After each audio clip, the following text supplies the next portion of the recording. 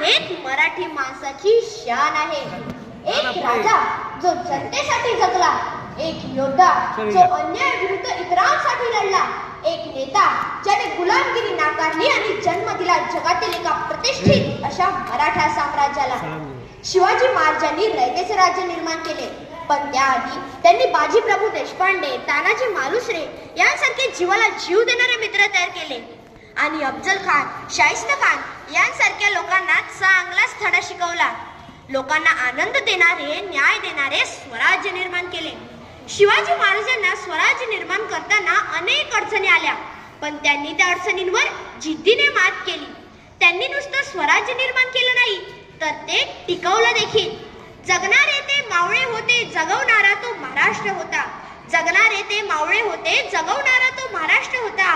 पण स्वतःच्या कुटुंबाला विसरून जनतेकडे मायने हात फिरवणारा तो आपला शिवबा होता, तो आपला शिवबा होता. शिवाजी महाराजांना उगाच रयतेचे राजे म्हटले जात नाही. त्यांच्यात अनेक गुण होते जे त्यांना रयतेचा छत्रपती बनवतात. माझा राजा होता जिद्दी आणि बुद्धिमान. किती संकट आली तरी त्या संकटांवर ते जिद्दीने मात करायचे. माझ्या राजात होती आपुलकी. ते रयतेवर, मावळ्यांवर जीवापाड प्रेम करत. जातीपातीच्या भिंती तोडून ते सर्वांना सन्मानाने वागवत. रयतेला आपल्या मुलाप्रमाणे प्रेम करत. माझ्या राजात होती दूरदृष्टी.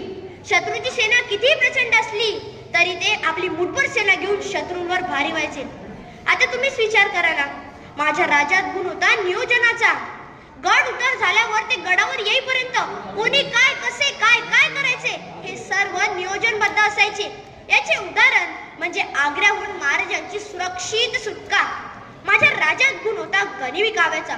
शत्रूची सेना किती प्रचंड असली तरी गनिमी काव्याच्या जोरावर शत्रूंना कसं हरवायचं हे जाणलं ते माझ्याच राजांनी.